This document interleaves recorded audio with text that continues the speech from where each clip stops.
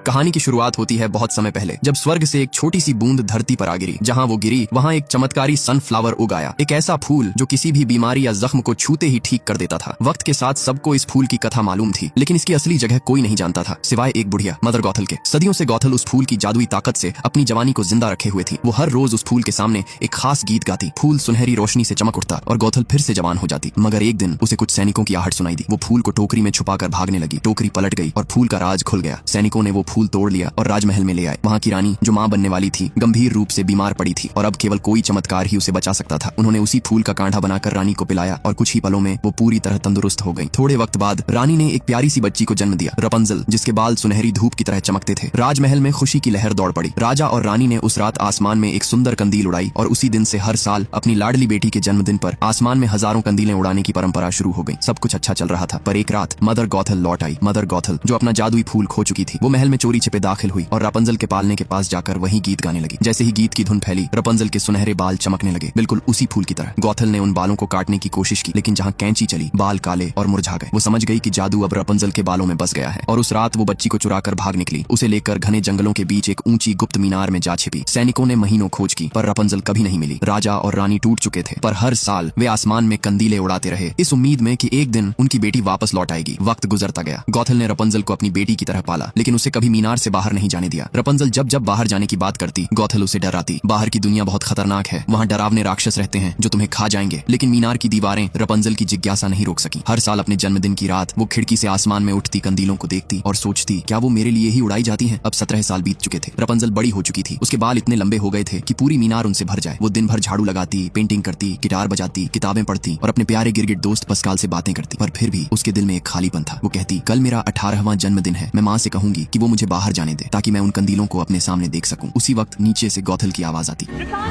रापंजल अपने लंबे बाल नीचे फेंकती है। गौथल उन बालों से लटक कर ऊपर आती। रापंजल अपने मन की बात कहती, माँ, मैं बाहर जाना चाहती, वो उड़ते हुए कंदील देखना चाहती जो मेरे जन्मदिन पर आसमान में नजर आते हैं। गौथल मुस्कुराकर जवाब देती है, ओह मेरी बच्ची, वो दुनिया बहुत खतरनाक है, वहाँ सिर्फ दर्द, डर और धोखा है। तुम्हें यहीं रहना चाहिए, मेरे पास हमेशा के लिए। रापंजल चुप रह जाती है और गौथल कुछ सामान लेने मीनार से बाहर चली जाती है। अब हम फ्लिन राइडर को देखते हैं, जो एक चालाक और चार्मिंग चोर होता है। वो दो जुड़वां अपराधियों स्टैबिंगटन ब्रदर्स के साथ महल से राजकुमारी का ताज चुरा लेता है। महल के सैनिक और राजा का सबसे वफादार घोड़ा मैक्सिमस उनके पीछे निकल पड़ते हैं। हर जगह फ्लिन के वांटेड पोस्टर लग जाते हैं। जंगल की गहराइयों में फ्लिन राइडर और स्टैबिंगटन ब्रदर्स भागते भागते तीनों एक गहरे गड्ढे में फंस जाते हैं। फ्लिन मौका देखकर अपने साथियों को चकमा देता है और क्राउन लेकर अकेला भाग निकलता है। वो सैनिकों से बचकर निकल तो जाता है, लेकिन अब उसके पीछे पड़ चुका है रॉयल हॉर्स मैक्सिमस। फ्लिन और मैक्सिमस दोनों ही उस ताज को हासिल करने के लिए जंगलों में इधर उधर दौड़ते हैं। झड़प के दौरान दोनों एक ऊंचे पेड़ पर चढ़ जाते हैं, जो कुछ ही पलों में टूटकर नीचे गिर पड़ता है। फ्लिन किसी तरह जान बचाते हुए भागता हुआ एक अजीब पुरानी टावर के पास पहुंच जाता है। थका हुआ वो ऊपर चढ़ता है और ताज देखने ही वाला होता है कि रापंजल एक तवे को उसके सिर पर मार देती है। फ्लिन बेहोश होकर गिर जाता है। रापंजल उसे घसीटकर अलमारी में छुपा देती है और ताज को एक मटके में छिपा देती है। इतने में गौथल लौट आती है। रापंजल सोचती है कि अब वो फ्लिन के बारे में माँ को बताएगी और उसी बहाने बाहर जाने की इजाजत मांगेगी। वो गौथल की आवाज सुनती है, अपने लंबे बाल नीचे फेंकती है और गौथल को ऊपर खींच लेती है। रापंजल कहती है, माँ, मैं बस एक बार बाहर जाना चाहती हूँ, वो उड़ते हुए कंदील देखना चाहती हूँ जो हर साल मेरे जन्मदिन पर आसमान में दिखाई देते हैं। गौथल गुस्से में कहती है, बाहर की दुनिया बहुत खतरनाक है, वहाँ राक्षस हैं, चोर हैं और बुरे लोग हैं जो तुम्हें चोट पहुंचाएंगे। तुम्हें यहीं रहना होगा, सुरक्षित मेरे पास। रापंजल चुप हो जाती है और फिर मुस्कुराकर कहती है, ठीक है माँ, मैं कहीं नहीं जाऊंगी, बस मेरे जन्मदिन पर कुछ कलर्स ला दीजिए ताकि मैं अपनी पेंटिंग पूरी कर सकूं। गौथल कहती है, ठीक है, लेकिन मुझे आने में 3 दिन लगेंगे। रापंजल सिर झुका लेती है और गौथल रंग लाने के लिए टावर से निकल जाती है। जैसे ही गौथल जाती है, रापंजल अलमारी खोलती है और फ्लिन को बाहर निकालती है। वो उसे कुर्सी पर बांध देती है और अपने बालों से पकड़कर कहती है, अब तुम बताओ, ये उड़ते हुए कंदील कहाँ से आते हैं? फ्लिन थोड़ी झिझक के बाद कहता है, वो कंदील हर साल राजा और रानी अपनी खोई हुई बेटी की याद में उड़ाते हैं। रापंजल ये सुनकर हैरान रह जाती है। फिर वो एक सौदा करती है, अगर तुम मुझे उन कंदीलों के पास ले चलो तो मैं तुम्हें ये ताज लौटा दूंगी। फ्लिन हिचकिचाता है, पर उसकी आंखों में चमक देखकर मान जाता है और फिर रापंजल पहली बार अपने लंबे जादुई बालों की मदद से उस मीनार से नीचे उतरती है। जैसे ही वो जमीन पर कदम रखती है, वो उत्साह से भर उठती है। कभी घास में लौटती है, कभी पानी छलकती है। उससे लगता है जैसे उसने जिंदगी पहली बार छुई हो। उधर गौथल रास्ते में रॉयल हॉर्स मैक्सिमस को देखती है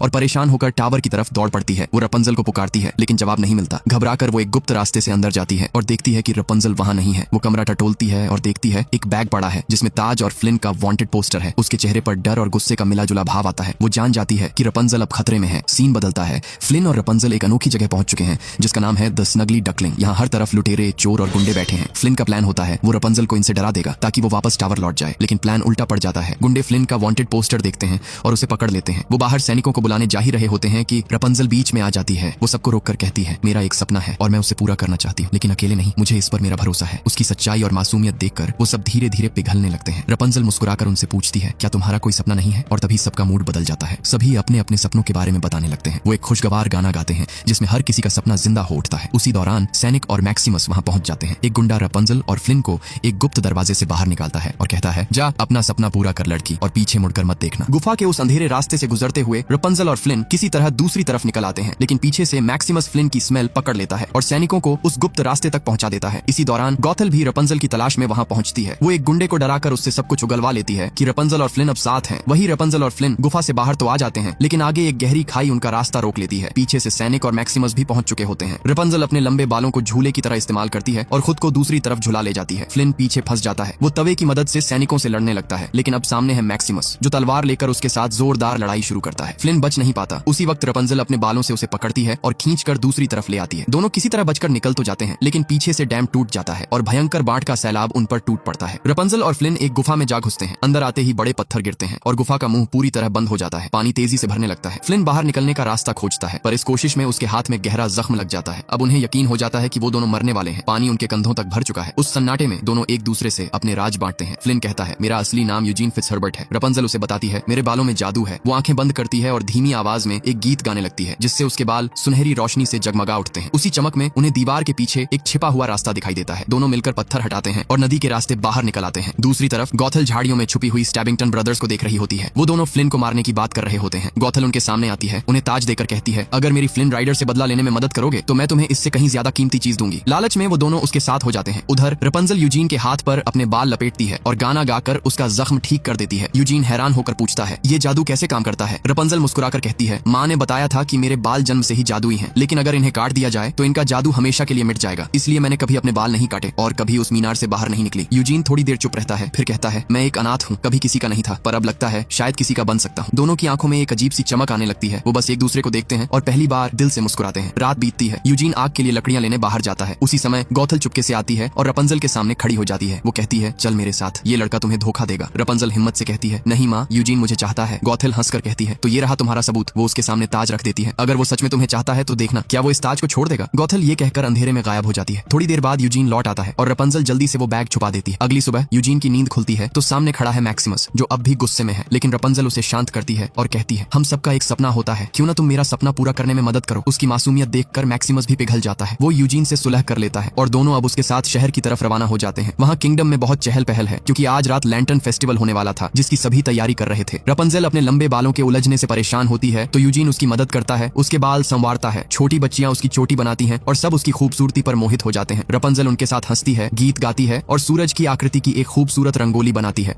यूजीन रपंजल को किंगडम का एक फ्लैग देता है जिस पर सूरज का निशान बना होता है। फिर वो उसे लेकर एक छोटी नाव में बैठता है और दोनों किंगडम के सामने बहती नदी में पहुंच जाते हैं। उधर महल में राजा और रानी अपनी खोई हुई बेटी की याद में पहला सुनहरी कंदील आसमान में उड़ाते हैं और देखते ही देखते पूरी प्रजा उस पल में शामिल हो जाती है। हजारों कंदील आसमान में तैरने लगते हैं, मानो सितारे धरती पर उतर आए हों। एक कंदील रपंजल के पास आकर ठहर जाता है। वो उसे अपने हाथों में पकड़ती है और फिर हवा में छोड़ देती है, जैसे अपने दिल की तमन्ना को आसमान में भेज रही हो। वो यूजीन की तरफ मुड़ती है और उसके हाथ में ताज रख देती है, पर अब यूजीन के लिए वो ताज मायने नहीं रखता। वो बस रपंजल को देखता है और उसकी आंखों में सच्चा प्यार झलकता है। दोनों एक दूसरे के करीब आते हैं। वो बस एक पल दूर है पहली किस से। तभी किनारे पर यूजीन को स्टैबिंगटन ब्रदर्स दिखाई देते हैं। वो रपंजल से कहता है, मैं बस ताज लौटा कर आता हूँ, फिर हम साथ चलते हैं। वो उसे नाव में छोड़कर किनारे की तरफ चला जाता है। वो दोनों भाई रपंजल के पास आते हैं। वो कहते हैं, यूजीन ताज लेकर भाग गया, देखो उसकी नाव। रपंजल हकबका जाती है। इससे पहले कि वो कुछ समझे, वो दोनों भाई उस पर हमला कर देते हैं और तभी मदर गॉथल वहाँ पहुंचती है। वो रपंजल को बचाती है, मगर ये सब उसी की चाल होती है। दरअसल गॉथल ने उन दोनों गुंडों से सौदा किया था। यूजीन को उन्होंने बांधकर नाव में डाल दिया, जो सीधा महल के पास पहुंचती है, जहाँ सैनिक उसे पकड़ लेते हैं और ये सब कुछ मैक्सिमस अपनी आंखों से देख लेता है। रपंजल अब फिर से मीनार में कैद है, दिल टूट चुका है। वो अपने कमरे में लेटी है और उसकी नजर अपनी पेंटिंग्स पर जाती है, जहाँ उसने हर जगह वही सूरज वाला चिन्ह बनाया था जो किंगडम के झंडे पर था। वो शीशे में खुद को देखती है और सच समझ जाती है, वही खोई हुई राजकुमारी है। उसके चेहरे पर सदमे, गुस्से और दर्द का तूफान उमड़ पड़ता है। वो गॉथल की ओर मुड़ती है और कहती है, तुमने मुझे बरसों कैद में रखा, मैं ही वो राजकुमारी हूँ जिसे तुमने चुराया था। गॉथल ठंडी हंसी के साथ कहती है, हाँ, लेकिन अब बहुत देर हो चुकी है। यूजीन को फांसी दी जाएगी और तुम कभी उसे नहीं बचा पाओगी। रपंजल चिल्लाती है, नहीं, मैं उसे बचाऊंगी। गॉथल उसे रोकने की कोशिश करती है, लेकिन रपंजल उसका हाथ झटक देती है। गॉथल उसे फिर से बांध देती है और अब रपंजल पूरी तरह कैद हो चुकी है। उधर सैनिक यूजीन को फांसी के लिए ले जा रहे होते हैं। तभी मैक्सिमस अपने पुराने दोस्तों द स्नगली डकलिंग के गुंडों के साथ एक धमाकेदार रेस्क्यू प्लान बनाता है। यूजीन आजाद हो जाता है और मैक्सिमस की पीठ पर सवार होकर पूरा जोश में टावर की तरफ दौड़ पड़ता है। मीनार में पहुंचते ही यूजीन देखता है रपंजल बंधी हुई है। वो उसे छुड़ाने के लिए दौड़ता है, लेकिन तभी गौथल पीछे से चाकू से वार करती है। यूजीन जमीन पर गिर जाता है। गौथल रपंजल को खींचते हुए कहती है, अब चलो मेरे साथ, वरना ये मर जाएगा। रपंजल आंसुओं में डूबी कहती है, अगर तुम मुझे उसे बचाने दोगी तो मैं तुम्हारे साथ चलूंगी, हम हमेशा साथ रहेंगे, मैं वादा करती हूँ। गौथल कुछ सोचती है और उसके बाल खोल देती है। रपंजल झुककर यूजीन के पास जाती है, वो बाल पकड़ती है और गाना गाने लगती है ताकि उसे बचा सके, लेकिन यूजीन उसका हाथ पकड़कर कहता है, रपंजल तुम्हें आजाद होना चाहिए। वो पास पड़ी टूटी कांच की कतरन से उसके बाल काट देता है। एक पल में सुनहरी रोशनी बुझ जाती है, जादू खत्म हो जाता है। गौथल के बाल सफेद पड़ जाते हैं, उसकी झुर्रियां लौट आती हैं और मीनार से नीचे गिरकर हमेशा के लिए खत्म हो जाती है। रपंजल यूजीन को अपनी बाहों में पकड़ती है, वो आखिरी सांस लेता है। रपंजल टूटे हुए दिल से रो पड़ती है, उसके आंसू यूजीन के गाल पर गिरते हैं और तभी वो आंसू सुनहरी रोशनी में बदल जाते हैं। यूजीन की सांसें लौट आती हैं। रपंजल के आंसू में अब भी वही जादू था, क्योंकि असली जादू उसके बालों में नहीं, उसके दिल में था। यूजीन मुस्कुराकर उसकी ओर देखता है और दोनों एक दूसरे को गले लगा लेते हैं। कुछ समय बाद रपंजल किंगडम लौटती है। राजा और रानी उसे देखते ही पहचान जाते हैं। माँ की आंखों से आंसू बहते हैं और पिता उसे कसकर सीने से लगा लेते हैं। सालों का इंतजार खत्म हो गया था। यूजीन अब रॉयल फैमिली का हिस्सा बन चुका है और रपंजल अब आखिरकार आजाद है। आसमान में फिर से हजारों कंदील उड़ रहे हैं, लेकिन इस बार वो किसी गुमशुदा को ढूंढने के लिए नहीं, बल्कि दो आत्माओं के मिलन का जश्न मनाने के लिए थे। कभी कभी सबसे बड़ा जादू किसी जादुई फूल में नहीं, बल्कि इंसान के दिल में छुपा होता है। अगर ये कहानी आपके दिल को छू गई हो तो एक लाइक जरूर करें और ऐसी ही दिल छू लेने वाली कहानियां सुनने के लिए चैनल को सब्सक्राइब करना ना भूलें।